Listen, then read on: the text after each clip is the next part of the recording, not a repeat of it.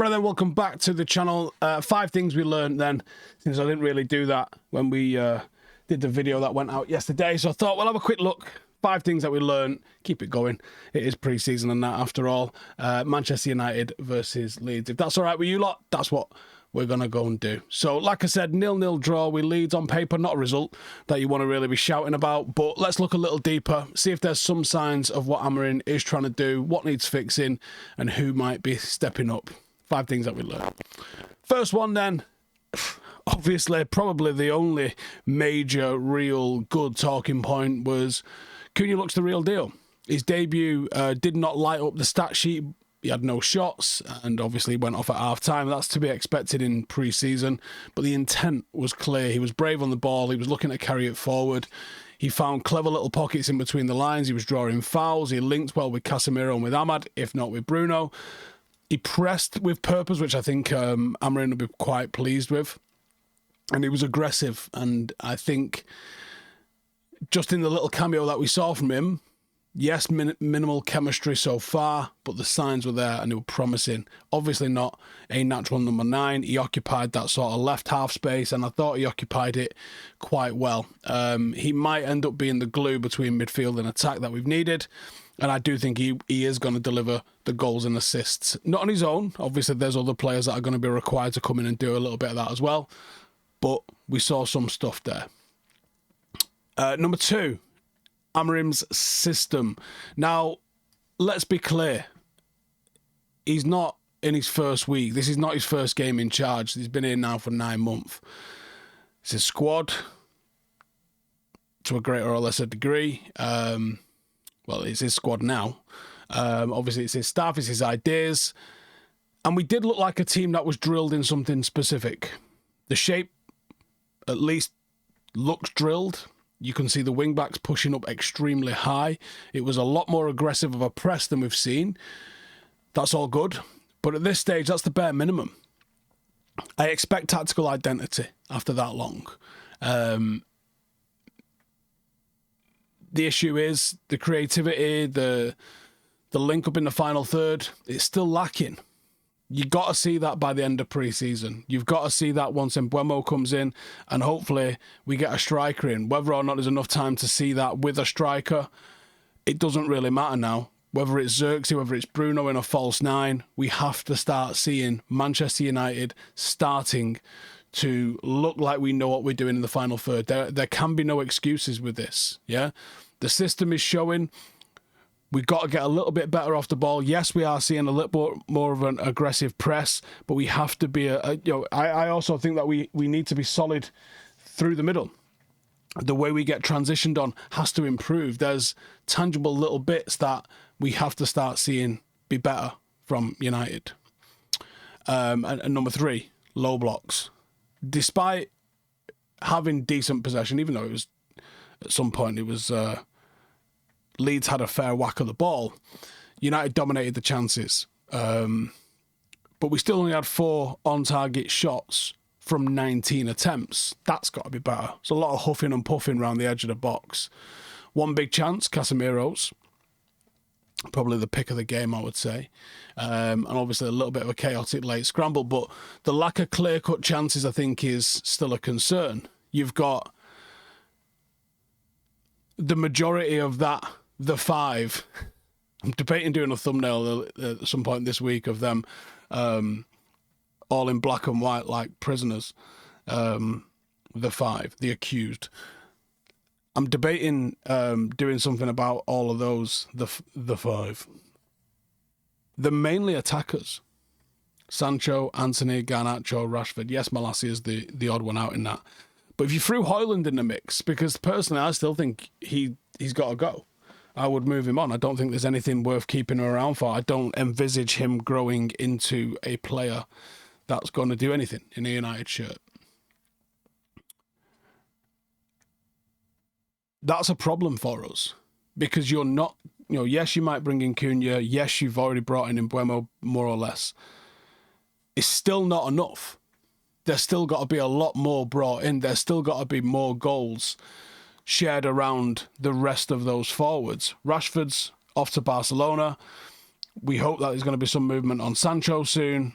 Anthony, despite having a decent spell on loan, hasn't managed to go anywhere.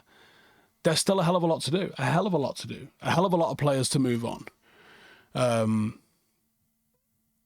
So the ability to break down low blocks, the ability to create and convert clear-cut chances has to improve. It has to improve.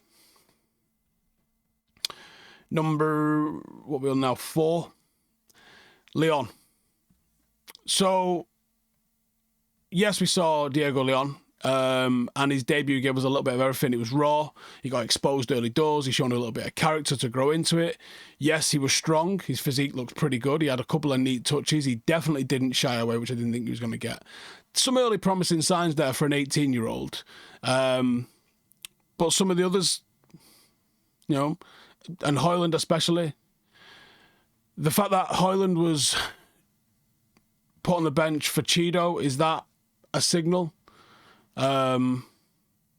He still looks to me like he's not going to do it. He's playing. Was there any improvement in his movement? Was there any conviction? Was there any killer instinct? No. United need a serious centre forward. The fact that Cheeto started over him should be sounding serious alarms. I know you've still got the likes of Xerxes to come in and Mbuemo to come in, but it's not enough. And out of the youngsters that we did see, I don't really know if there's anything that stood out. Yes, 45 minutes, pretty much, for everybody. But let's try and end it on a high, shall we? Number 5, positives. Oh, loads of them. We got a clean sheet against Leeds. Look, we defended all right. Leeds only managed 4 shots all game.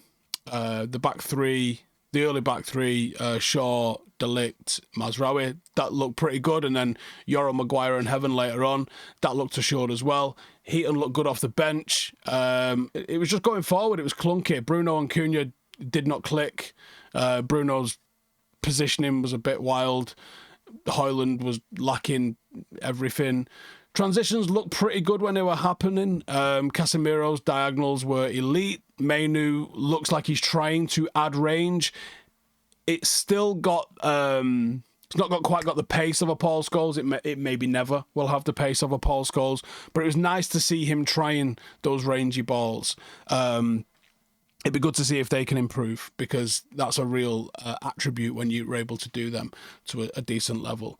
But yeah, it was first game of pre-season. Expect it. Expect... You don't...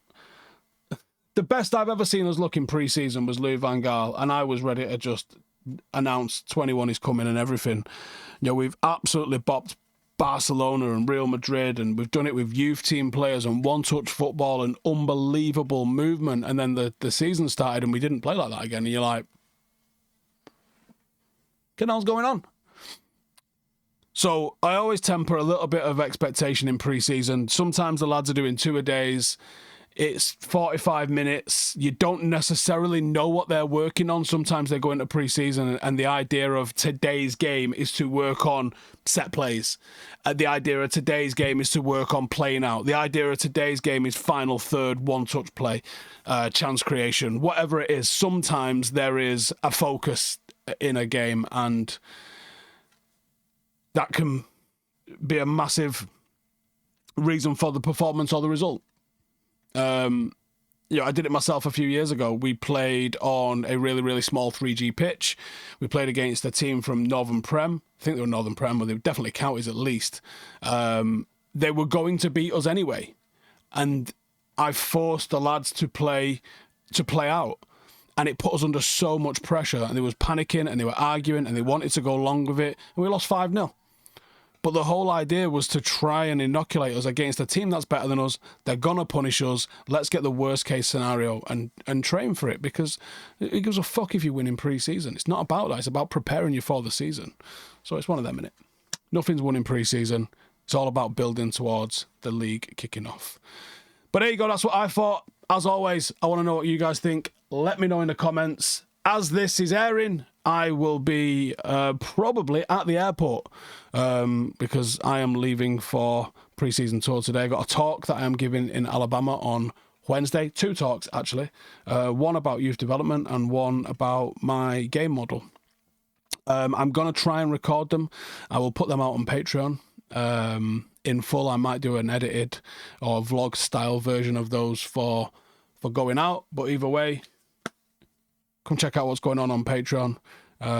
Big push for extra content and behind the scenes of all sorts of stuff going out there. There'll be some stuff that's just me and Rio that'll be going out on Patreon as well from next week. He's meeting up with us in New York and coming to Chicago with us. We will be interviewing a Manchester United player. So you want the behind the scenes of all of that sort of stuff and you want to support the channel, check it out. Patreon link below. Otherwise, take it easy and I'll see you in the next one. Laters.